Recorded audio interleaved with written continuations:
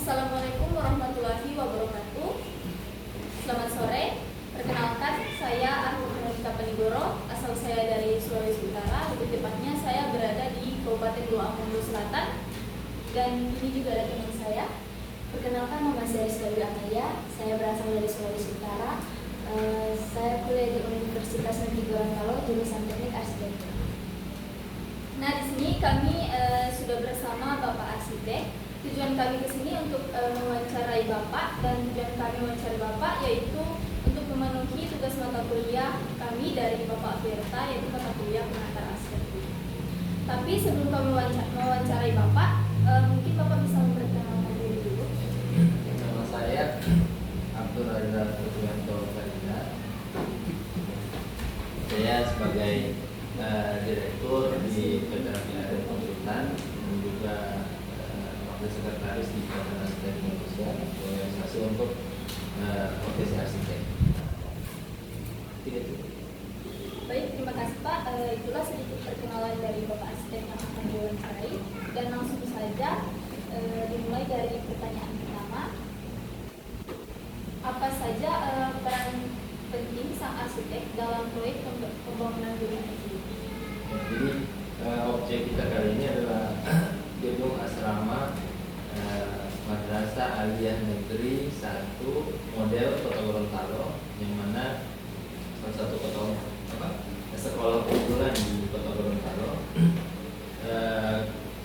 Peran kami dalam pekerjaan ini adalah sebagai arsitek di proses perencanaan dari bangunan tersebut, yang mana bangunan ini mulai direncanakan kalau tidak salah itu di awal tahun di akhir tahun 2018, yang mana pada saat itu kami mendapatkan tugas setelah melakukan proses tender. Proses tender itu dalam arti kita melakukan penawaran lewat sistem yang dimiliki oleh pemerintah, inisiasi oleh pemerintah, dan memenangkan tender proyek tersebut di pekerjaan ini. Sehingga begitu perusahaan ini memenangkan pekerjaan, kami ditugaskan untuk merancang bangunan tersebut. Jadi peran kami sebagai arsitek melewati beberapa proses sehingga penugasan untuk merancang bangunan gedung tersebut bisa dimulai dengan secara legal, bisa dipertanggungjawabkan sesuai dengan aturan yang berlaku. Yaitu pengantar terkait dengan peran serta arsitek di merencanakan bangunan gedung tersebut. Baik, terima kasih. Kita lanjut ke pertanyaan kedua. Sebagai seorang arsitek, bagaimana sih Bapak merancang sebuah konsep gedung tersebut? Jadi konsep rancangan dari bangunan gedung asrama ini sebenarnya itu adalah dilakukan pengambilan data sampling awal, dalam artian sumber-sumber data untuk yang hal-hal yang bisa menjadi bahan pertimbangan dalam rancangan itu disampaikan, diambil atau diteliti data-datanya, dan rancangan bangunan gedung ini sebenarnya sudah dimulai dengan prototipe. Jadi ada desain prototipe yang dikeluarkan oleh Kementerian Agama, yang mana hampir seluruh pembangunan gedung asrama di sekolah-sekolah madrasah yang ada di Indonesia itu ada desain awalnya, di mana ada standar ruangannya apa, fasilitasnya apa, terus luasannya berapa. Nah, itu begitu itu diberikan, itu adalah salah satu bentuk bisnis yang mana itu menjadi koridor perencanaan kami. Selain kita mempertimbangkan dalam prototipe. Nah, dalam prototipe itu kami diberikan peluang untuk mereview apakah prototipe itu sesuai dengan kondisi existing di masing-masing wilayah.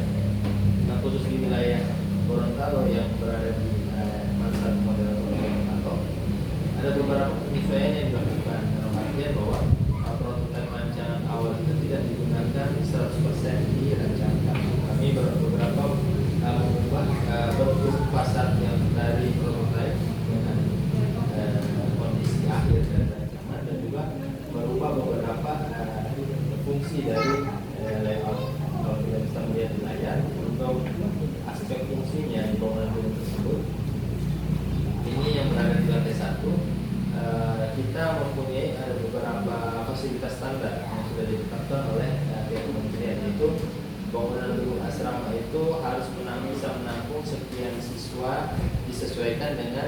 status atau kapasitas siswa yang ada di sekolah tersebut. Yang kedua, dia harus mempunyai teras, mempunyai area untuk difabel, juga memiliki lobi untuk pelayanan, memiliki kamar tidur siswa, memiliki kamar tidur pengawas, dan memiliki aula hall yang bisa jadi ruang serbaguna. Terus juga ada klinik kesehatan, ruang UKS minimal, dan juga ada toilet. Jadi semua fasilitas itu harus dipenuhi dan jadi standar untuk kita merancang bangunan ini.